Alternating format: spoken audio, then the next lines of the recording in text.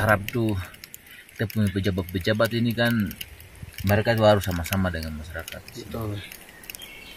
Terus masyarakat harapkan juga mereka itu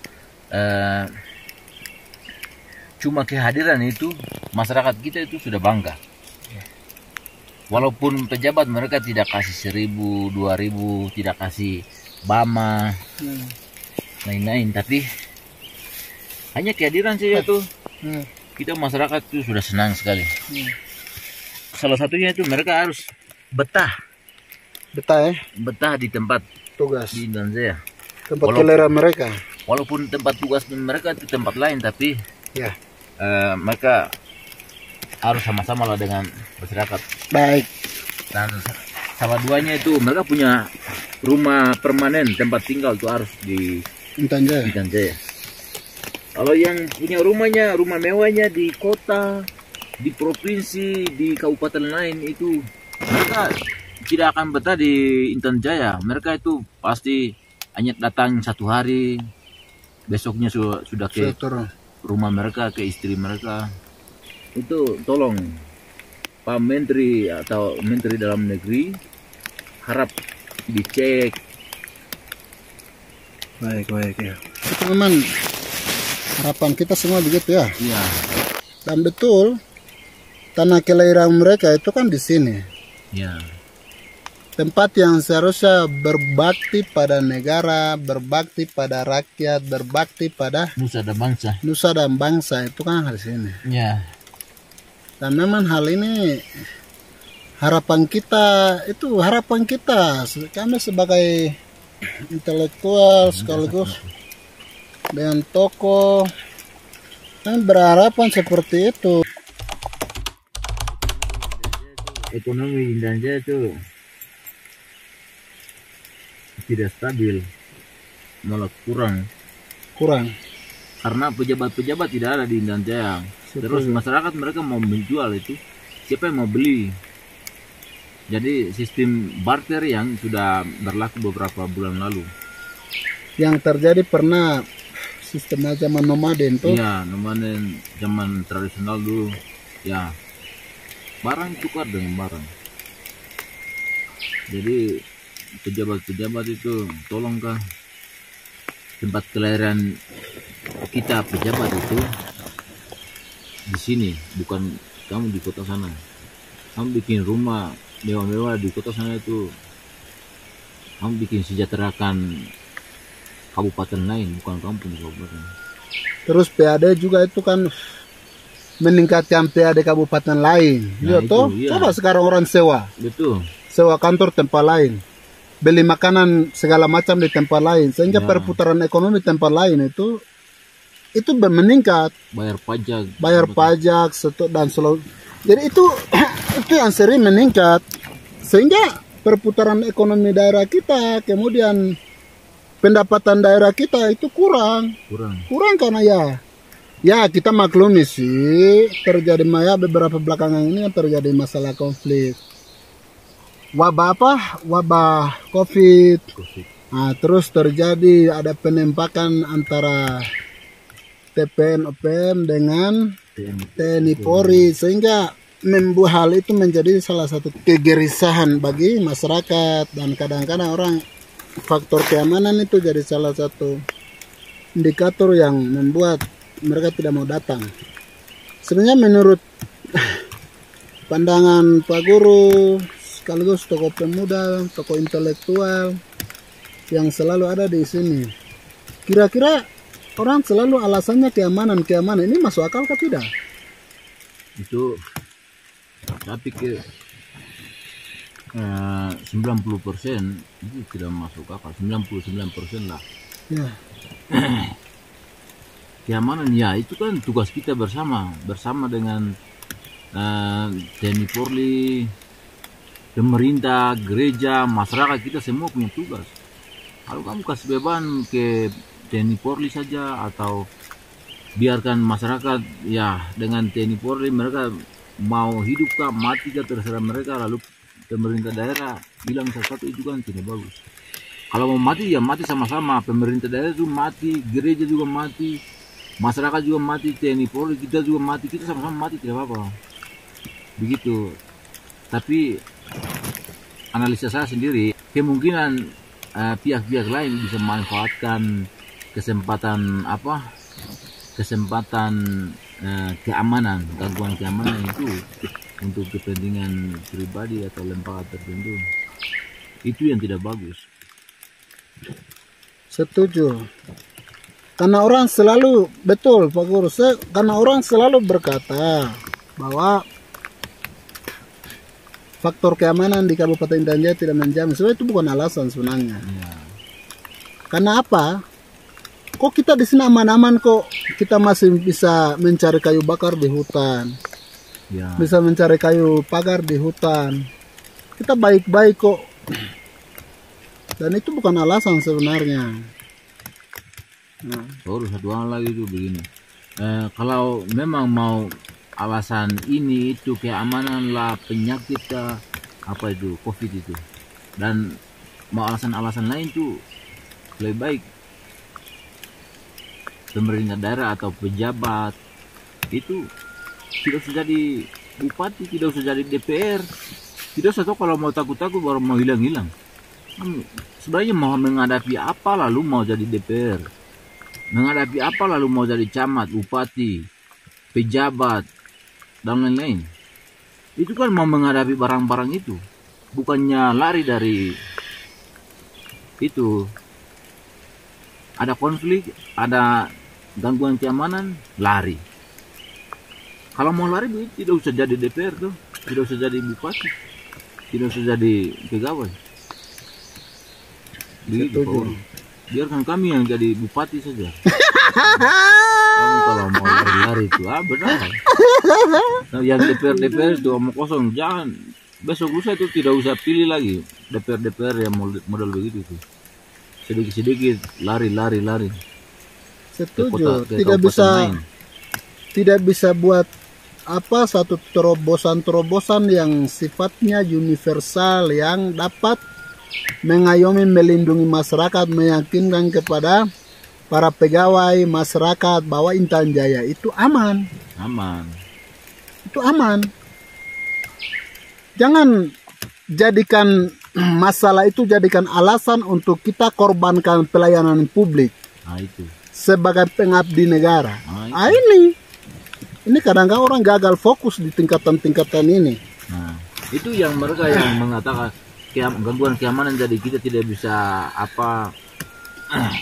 kerja di daerah kita lalu mereka ke tempat lain. Itu orang-orang yang tidak mau mengabdi kepada negara dan nusa dan bangsa. Itu orang-orang yang mengincar ke kabupaten lain itu betul Pak Guru. Jadi tolong Mendagri atau pemerintah pusat tuh perhatikan orang-orang yang tidak mau betah di tempat tugas mereka. Percuma juga. Jangan kasih jabatan kalau mereka mau lari-lari begitu. Percuma juga kasih jabatan. Sudah angkat jadi DPR, Dewan Perwakilan Rakyat, representasi rakyat. Ya. Anda itu harus pahami tugasnya dong. Jangan keluar dari proporsi Anda sebagai seorang DPR, Dewan Perwakilan Rakyat atau representasi dari seluruh lapisan masyarakat. Nah, ini kadang-kadang gagal fokus juga di tingkatan ini. Betul. Jadi hanya dari kata wakil rakyat, wakil itu bukan Anda jadi orang yang hebat, tidak. Anda cuma wakil. Ketuanya itu kami rakyat. Kami jadi, baru kok jadi. Kami itu yang ketua. Jadi Anda yang wakil rakyat, Anda harus dengar kami yang rakyat. Kami kan ketua. Jadi kami bilang begini. Anda harus ikut. Nah itu. Wakil punya tugas tuh, tolong mengerti juga. Jadi begini Pak Guru, kira-kira kita selalu membuat satu statement yang sifatnya umum, sifat universal, sifatnya pro pada rakyat kecil, sifatnya pro pada pembangunan daerah, stabilitas, keamanan, dan lain-lain. Kadang-kadang segelintir orang beranggapan bahwa ini bagian dari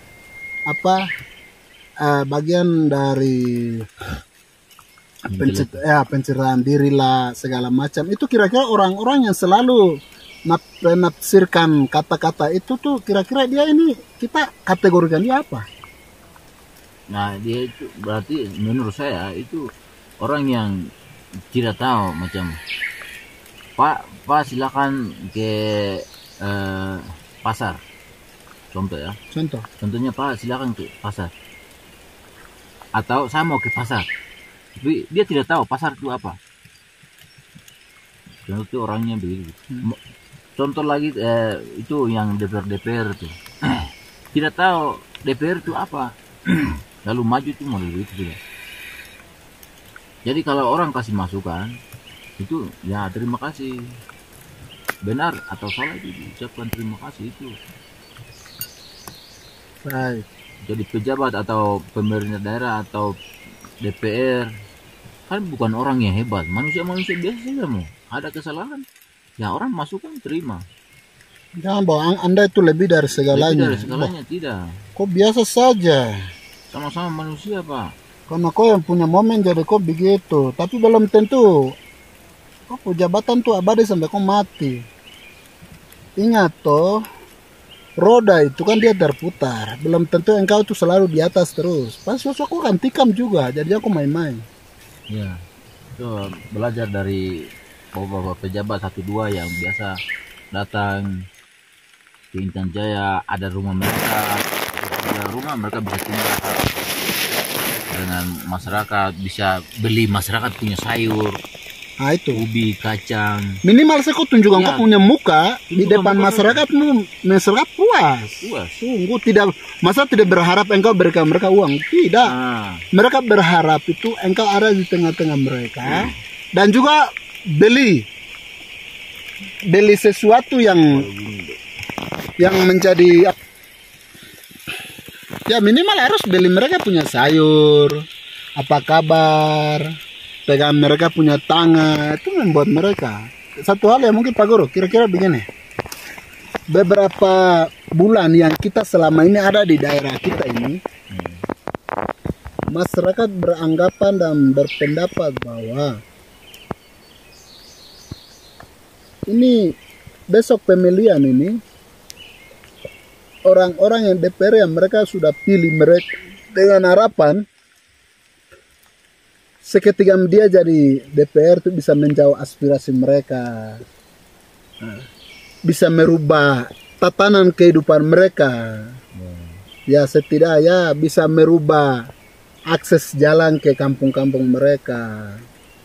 Tapi kok sampai saat ini kan hal itu tidak terjadi, sehingga ada beberapa masyarakat yang mereka berbicara bahwa mereka ini hilang di mana. Seketika mereka ada maunya, istilahnya di saat mau dapat hak-hak masyarakat, itu baru mereka datang dengan cara berbagai cara.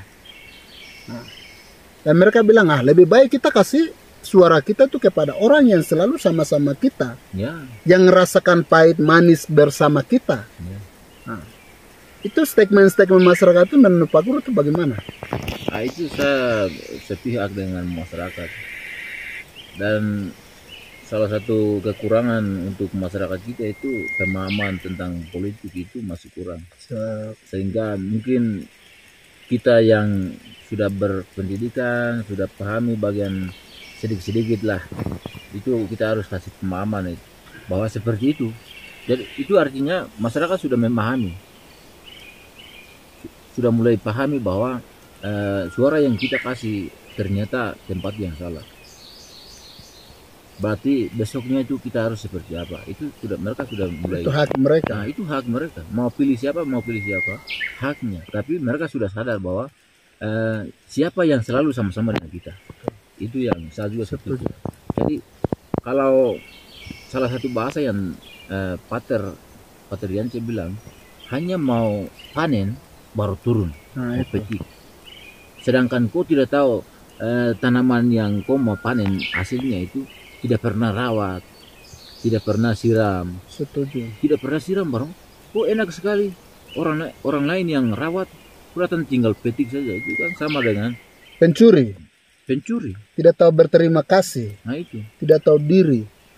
Oh iya, itu sangat-sangat ngeri ya kata-kata itu. Ngeri. Betul. Jadi orang lain yang rawat, orang lain yang datang petik hasilnya panen. Jadi kalau mau panen, ya silakan rawat, silakan sama-sama dengan masyarakat, rasakan. Susah senangnya masyarakat itu bagian dari kita. Siap, terima kasih. Dan memang kalau selama ini saya jalan ke sana kemari, diskusi bersama mereka, ya mereka memang mengeluarkan kata-kata itu. Ya, itu adalah ungkapan rasa kekecewaan mereka kepada anak-anak mereka yang sudah mereka memberikan suara mereka, kepercayaan mereka. Ya. Itu kekecewaan. Nah, dan ilustrasi yang disampaikan oleh pastor paroki, dan itu benar. Ya. Tanaman itu siapa? Rakyatmu. Ya. Nah, di saat kau mau dapat baru datang tipu-tipu dengan berbagai, jangan, tidak boleh. Tidak boleh. Jadi kalau saya setuju dengan masyarakat. Kau masuk di lubang mana? Kau hilang dunia mana? Seakan engkau jadi pendatang di daerah ini. Engkau yang dilahirkan oleh masyarakat, dibesarkan oleh Ubi, dibesarkan di Honai. Lalu kau tinggal pergi. Kasihan toh. Aduh, memang. Dan memang kalau besok masyarakat tuh berikan suara ya, jangan bukan kau punya basis, kau punya rumah macam contoh di Kumbalagupa, contoh toh. Itu saya punya tempat lahir ya, saya punya basis, jangan bermimpi siang bolong ganteng. Nah itu. Jangan. Ini masyarakat sudah mulai. Masyarakat sudah pintar Pak, bukan masyarakat itu sudah awam yang pernah engkau jumpai di beberapa tahun yang lalu, sekarang tidak bos. Ya. Sorry. Itu saya setuju dengan masyarakat itu. Kayak saya mendukung masyarakat. Apalagi kita yang ya sudah pahami sedikit-sedikit. Itu kan ya seperti tadi masyarakat bilang yang selalu sama-sama dengan kami itu yang kami akan berikan. Betul. Suaranya. Bersyukur. Walaupun keluarga kita kan keluarga. Tapi contoh Pak yang mau maju DPR atau bupati. Sedangkan Pak ini selama ini tidak ada di sini. Betul. Berarti minta maaf bagi saya dan masyarakat, kami tidak tahu Pak. Siap. Yang selalu sama-sama dengan kami adalah ini Bapak yang sebelah contoh. Begitu. Yang ada kecewa. Masyarakat sudah paham. Saya sadari bahwa itu salah. Dan saya menurut bahwa itu saya salah, jadi ya. Yang hanya kok gigi jari saya begini. Ya. Tahu diri lah maksudnya. Kok gigi jari. Aduh tuh hari biar. Kita cerita begini, alam juga sudah mendukung, mereka senang bahwa semoga apa yang kita cerita ini mereka bisa dengar. Itu lagi, aduh. Dan memang Pak maju bupati sudah, saya wakil. Bah, sungguh mati. Mari. Tapi saya sudah calon di ini. Di mana? Gubernur Provinsi Papua Tengah. Iya. Saya caretaker saja besok. Iya sudah. Kau duluan di sana toh, kau mendukung saya supaya kita wujudkan mimpi-mimpi. Jangan sampai basis di sini. Aman, karena kau yang selalu ada di sini terus toh. Bukan saya bilang aman, masyarakat yang bilang aman tuh karena engkau selalu bersama masyarakat, rasakan apa itu jadi. Nah, itu kok basis, anggap saya ini kok kebun nih. Kita sekarang pelihara bagus ini. Kita itu sekarang belah-belah kayu itu kan mau bikin kebun. Supaya tanam toh, kita tanam sama-sama supaya rawat, dibina sampai pas. Saatnya panen baru kita panen. Jangan kita yang tanam rawat baru mau panen itu orang lain yang panen. Betul. Itu kan pencuri namanya. Itu Pak Gubernur, calon Gubernur Provinsi Papua Tengah. Siapa? Ormat. Siap. Maju. Ya. Kalau begitu, kalau kau mau maju di sana, kau dorong saya juga. Saya di Kabupaten Bupati. Saya dorong ke got bawah. Kurang ajar kok.